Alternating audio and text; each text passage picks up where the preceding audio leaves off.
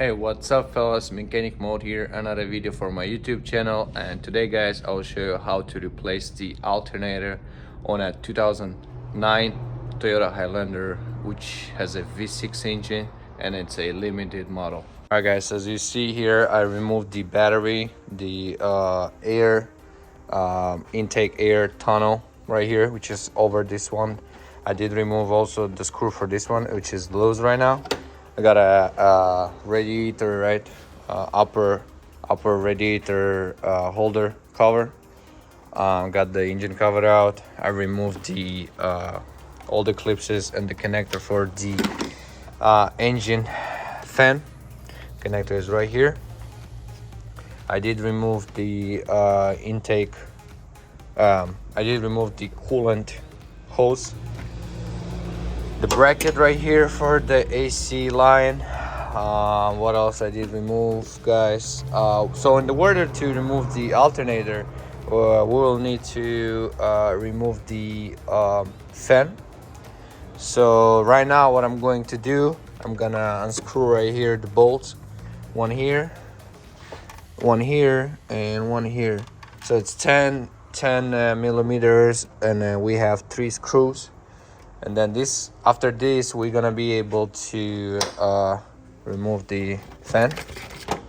Right here we have another line that we have to remove. It's another 10 millimeter. After that it's coming out, so we need just space to kind of push and take the fan out. So as you see right here, the fan is movable, right? So what we're gonna do is we're gonna push all the way in and pull it out on the side. And I'll try to, make some space and take it off.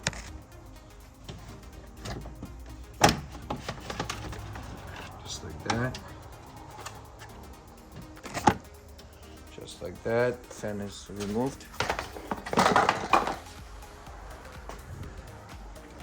Alright, so now we have enough space to take the alternator out. So what next we're gonna do is we're gonna take the wire out, which is another 10 millimeter.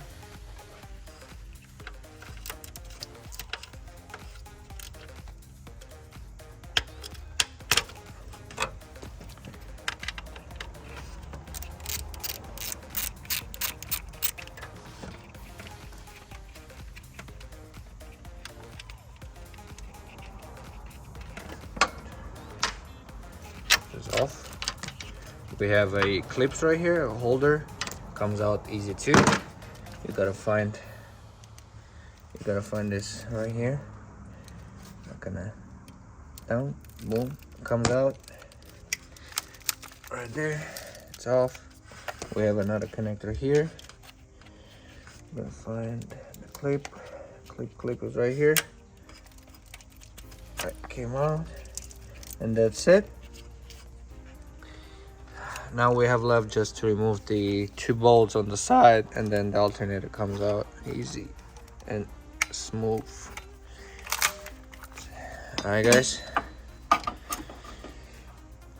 we have a 14 millimeter on top, and then probably another 14 millimeter on the lower side, right under this hose. Yeah. But before we take in the alternator out, we gotta make sure we put the pressure on that tensioner pulley, and it's right there. And take the serpentine belt out. 14 range, 14 millimeters. Alright, let me zoom it. This is right there. This is the tensioner pulley. So if you apply the wrench on it, you can see it's movable. I'm gonna take an extension and push that one and take the serpentine belt out of the alternator.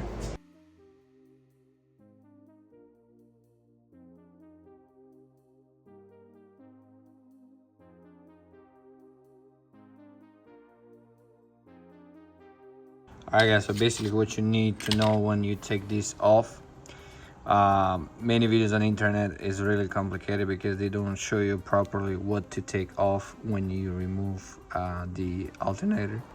So my problem was that right here you have a bracket right there on the right side of the alternator. This is how the alternator is placed, right? So from above, right here, right that, right? So basically you take this 14 millimeter bolt and this one out, right? And then you take the wire harness out from here and here. But after take these two, the alternator is movable, but it doesn't come out. And then this one, you barely can see it because it's all the way behind the exhaust right there. And then when the alternator is here, it's covering that bracket with the 12 right here, 12 millimeter nut. So yeah, for you to understand, when you remove this, you gotta put a extension of 12 millimeters all the way there and take that nut out, and then you easily move the wire harness away, and you easily can take the alternator out. But because of this bracket, it took me another 20 minutes to figure out what's going on. So yeah, it was really hard. And then you have these clips, that's another wire harness, goes into knuckle sensor of the engine. You want to make sure remove this clip too, because you're not going to be able to take it off. But so far, yeah, this is a original alternator and it's time to be replaced. That was it. Everything worked out and the new alternator worked perfect. See you next time. That was mechanic mode.